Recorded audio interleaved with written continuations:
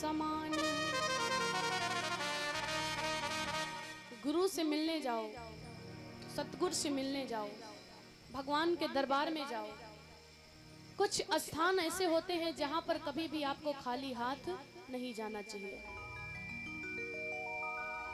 जब आप अपने गुरु के पास में जाओ तो कुछ ना कुछ लेकर ही जाना चाहिए भेंट के लिए। अपने बहन के घर जाओ तो कुछ ना कुछ लेकर के जाना चाहिए। और ये सभी भक्त बैठे दरबार में, अगर भगवान के दिव्य दरबार में आओ तो आप लोग खाली हाथ ना आओ, कुछ ना कुछ तो लेकर ही आओ।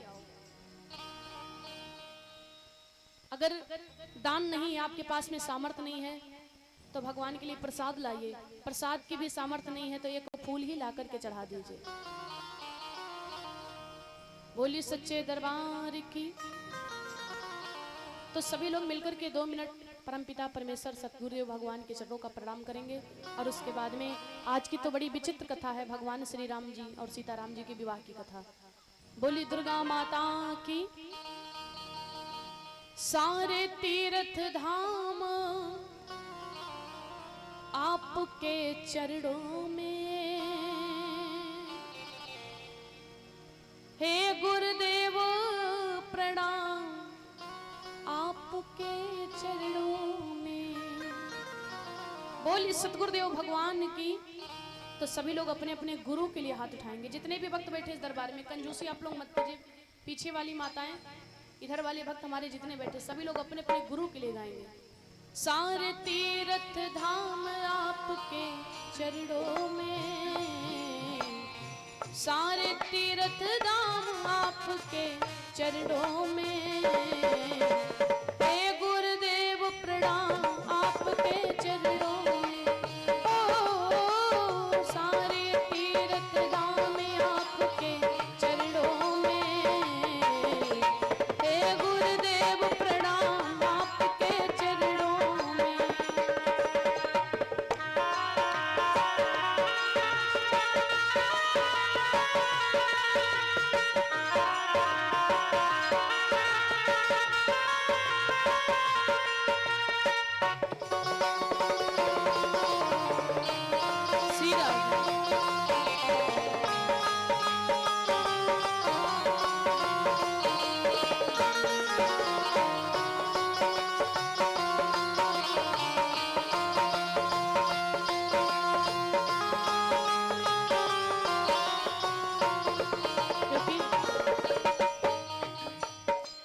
जन्म के दाता मात पिता है, आप कर्म के दाता हैं, आप कर्म के।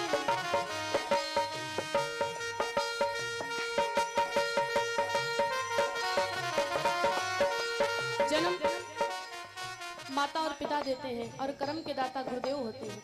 जन्म के दाता मात पिता है, आप कर्म के दाता हैं, आप कर्म के दाता हैं। आप मिलाते हैं ईश्वर से, आप ही भाग विधाता है, आप ही भाग विधाता है। इसलिए हे गुरु ब्रह्मा हे गुरु विष्णु, हे गुरु ब्रह्मा हे गुरु विष्णु, हे शंकर भगवान आपके चरणों में, हे गुरुदेव प्रणाम आपके चरणों में। ओ सारे तीर्थ धाम आपके चरणों में, हे गुरुदेव प्रणाम आपके चरणों में।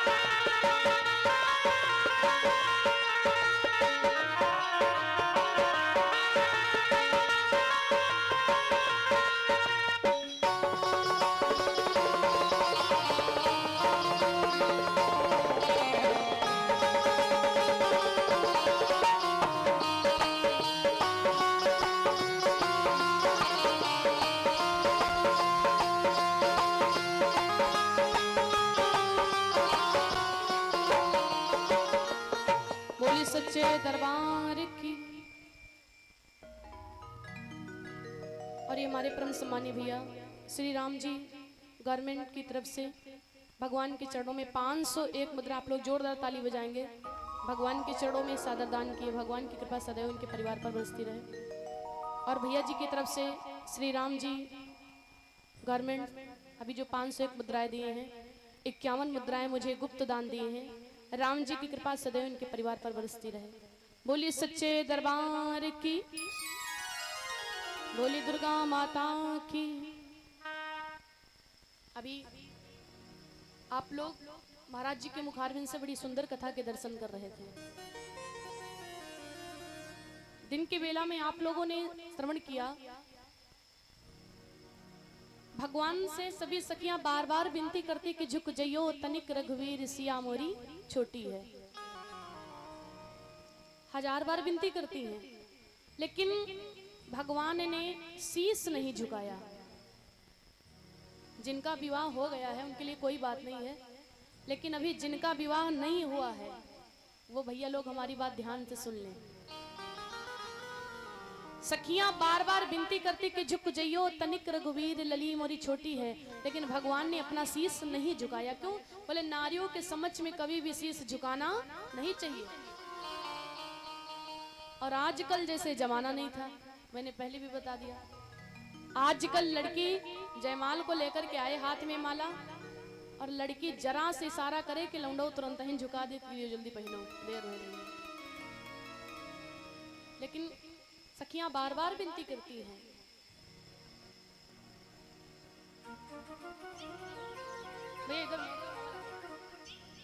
लेकिन भगवान ने शीश नहीं झुकाया। तो मैया ने लक्ष्मण की तरफ इशारा किया, देवर जी आप भी कुछ कर दो, हे शेष के अवतार हमें दे दो सहारा, और भूलेंगे नहीं जीवन भर एहसान तुम्हारा।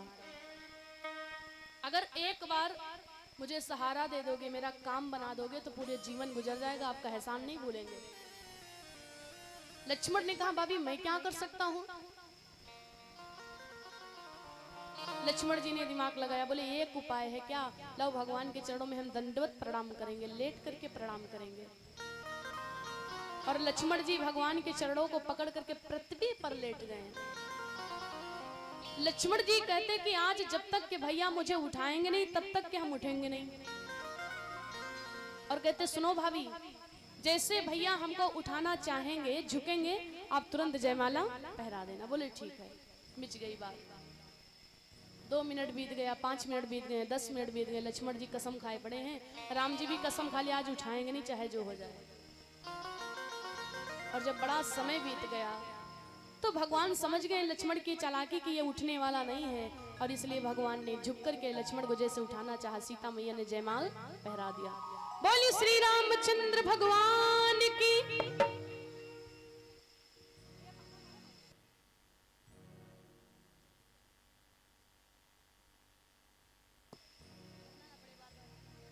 बोली सच्चे दरबार की। दोहें एक इधर लगा दीजिए। बोली दुर्गा माता की। दिन में यहाँ कथा की तरफ से वाणी को विराम दिए थे, लेकिन अभी हमारी महाराज जी जो कथा आप लोगों को सुना रहे थे, किसी को याद है कहाँ पे बंद हुई है कथा? कोई बता सकता है? अब किसी के बोल नहीं आ रहा है, सब बड़े शर्माते हैं। जहां पर माताओं को शर्माना चाहिए वहां इनको शर्म नहीं आती है, और यहाँ पर देखो माताओं को छोड़ करके नहीं भैया लोगों को भी बड़ी शर्म आती बताने। अच्छा, परशुराम संवाद जो है हो गया था कि नहीं हुआ था? बताइए भाई, हम तो थे नहीं, बताइए तभी तो आगे की कथा सुनाएंगे। भैया हो गया था, परशुराम संवाद हो गया था, तब ठीक है। हम कहें बांके बिहारी, आप लोग कहो व्यास जी हटम पत्ता बहारी। बोली सच्चे दरबार की। बोली दुर्गा माता की। धनुष टूटने की आवाज जब महाराज परशुराम के कानों में पड़ी है तो परशुराम महाराज को महान क्रोध आ गया, क्योंकि क्रोधी संत थे, उनको क्रोध बड़ी जल्दी आता था। सोचने लगे कि मुझे लगता है कि आज भगवान शिव के धनुष को किसी ने तोड़ दिया है। मन ही मन में परशुराम महाराज कसम खा गए कि आज जिसने शिव के धनुष को तोड़ा होगा उसकी हम जान ले लेंगे। चलने के समय दैसा कैसी है, कंधों पर दो दो धनुआ थे, कर में फरसा था उठा हुआ, भारी तुरीड़ पीठ पर था, तीरों से तीर भरा हुआ। आए हैं सभा में। जो परशुराम महाराज, इनको क्रोध बहुत आता था।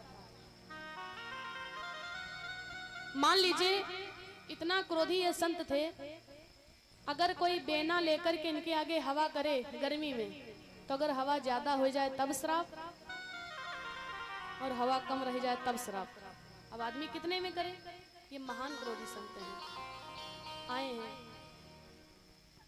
जैसे परशुराम महाराज को सभी ने देखा, सब सन्नाटे में हो गए और एक एक करके प्रणाम करने लगे कि तुरंत तो ये श्राप दे देते हैं। परशुराम जी तुरंत जनक के पास में गए हैं। जनक जिसे पूछने लगे, कहो हे जनक, कहो क्या कारण है, यह भारी भीड़ भाड़ क्यों है? मैंने कुछ ही देर पहले देखा वीरों में छेड़छाड़ क्यों है? तब राम जी ने देखा कि जो भी अपराध किया है मैंने किया, धनुष मैंने तोड़ा और डांट मेरे ससुर जी खा रहे हैं, इसलिए भगवान सरल स्वभाव से गए हैं और कहते हैं, महाराज शिव धनुष तोड़ने वाला ही कोई आपका सेवक ही होगा।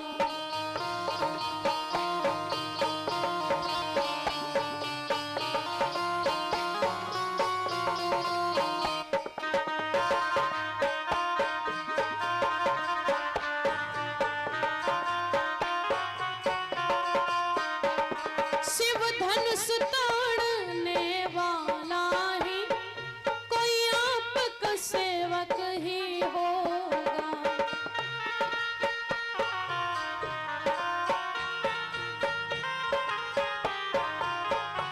और महाराज जिसने इतना अपराध किया वह दास तुम्हारा ही होगा।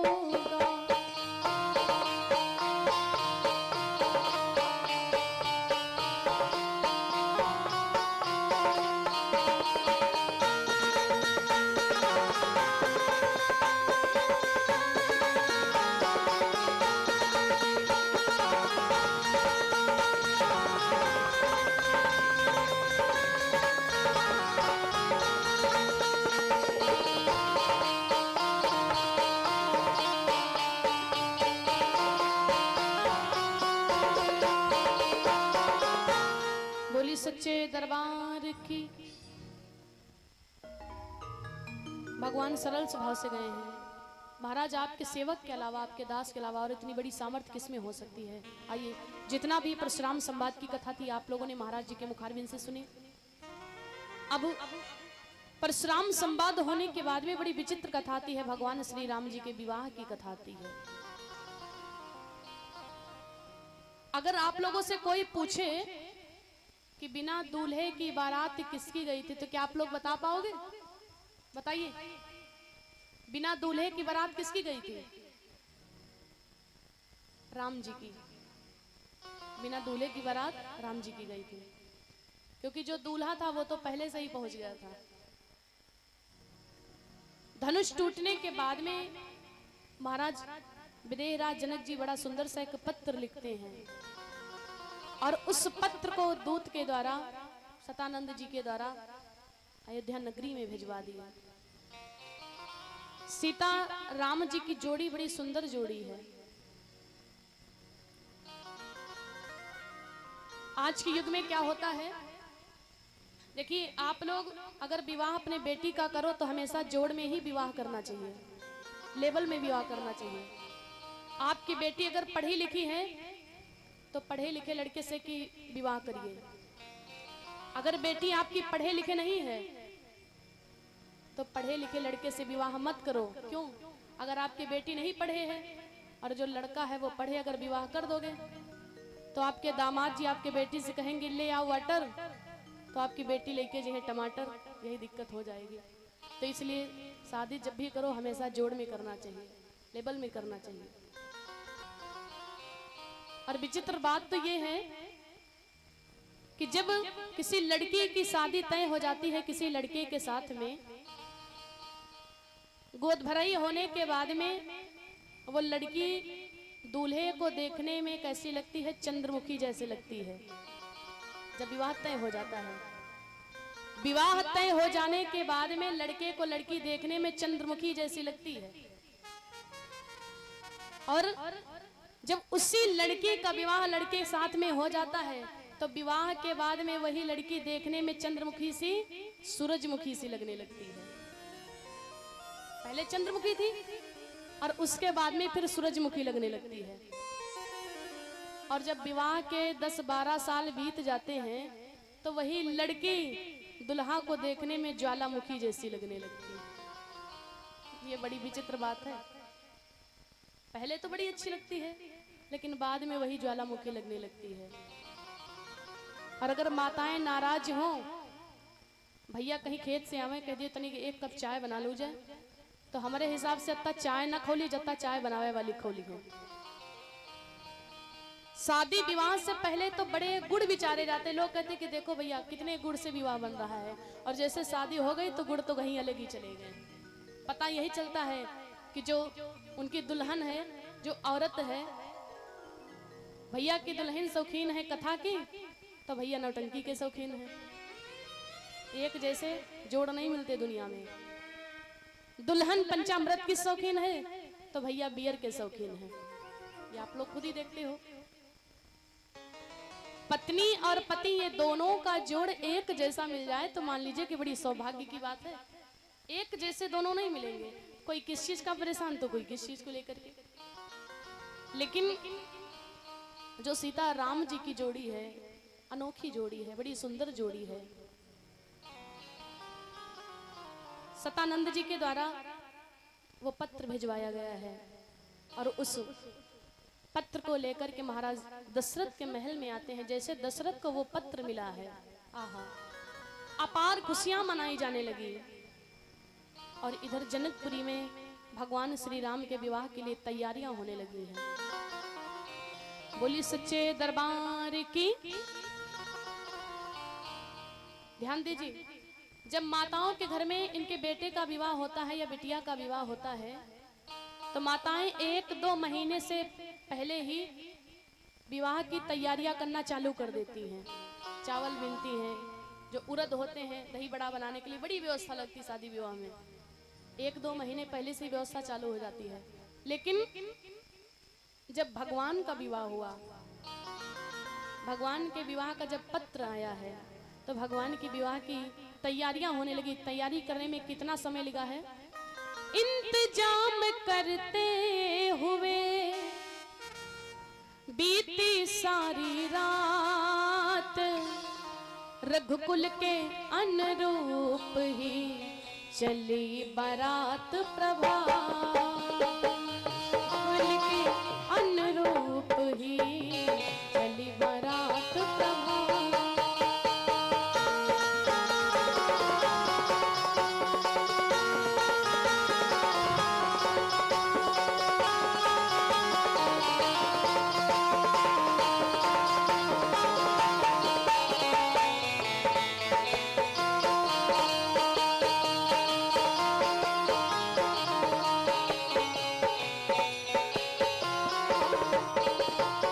इंतजाम करते हुए बीती सारी रात, रघुकुल के अनुरूप ही चली बारात प्रभात, रघुकुल।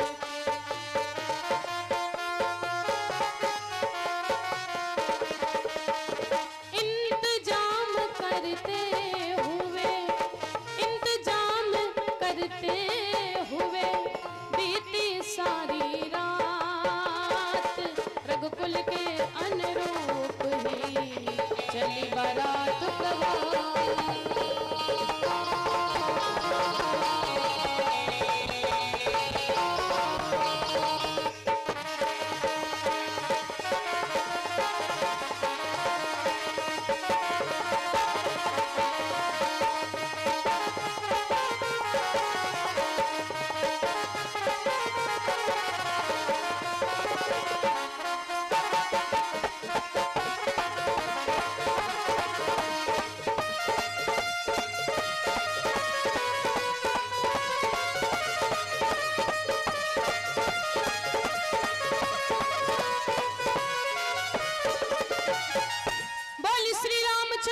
भगवान की, बोली दुर्गा माता की।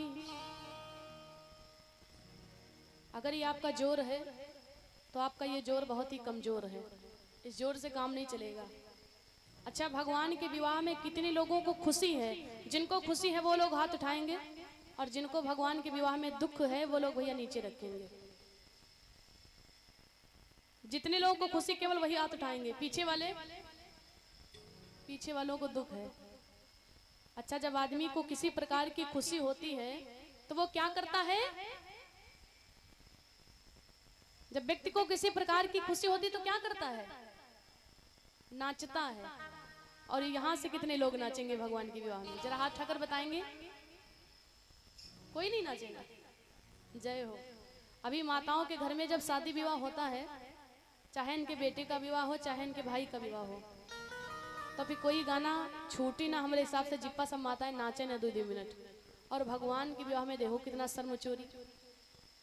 बोली सच्चे दरबार की, बोली दुर्गा माता की। भगवान के विवाह का इंतजाम होने लगा। इंतजाम करते हुए बीती सारी रात, पूरी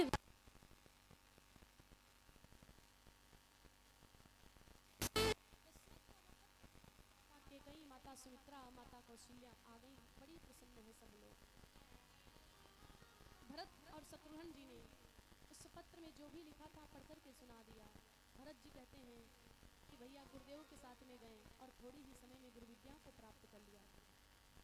शत्रुघ्न जी कहते जो काम बड़े बड़े राजा लोग नहीं कर पाए वो काम भगवान श्री राम भैया ने कर दिया है, धनुष को तोड़ दिया। और इसलिए ये पत्र इसलिए लाया है कि अब अयोध्या नगरी से बारात लेकर के चला जाओ। जब भगवान के विवाह का इंतजाम हो गया, इंतजाम हो जाने के बाद में जितने भी अयोध्या वासी हैं सब नए नए बारात जाने के लिए। बोली सच्चे दरबार की।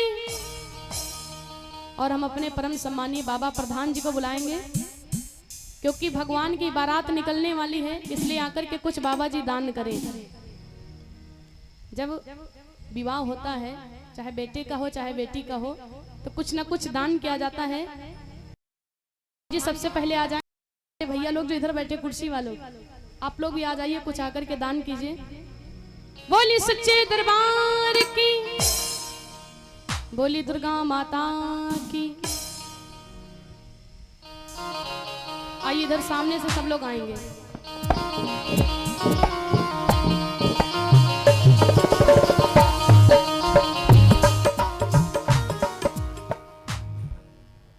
भगवान के विवाह के लिए जितने अयोध्यावासी हैं सब भगवान के विवाह के लिए तैयार हो गए और सभी गाते हुए बजाते हुए नाचते हुए जा रहे हैं। आइए सभी लोग मेरे साथ में मिलकर के झूम कर गाएंगे और कहेंगे क्या? बोली सच्चे दरबार की, कि सब शादियों से मिल करके भगवान की शादी है। तो जिनको खुशी है भगवान के विवाह में केवल वो लोग हाथ उठाएंगे। सभी लोग मिलकर के और मेरे साथ में मिलकर के भाव से कहेंगे क्या? आज भगवान की शादी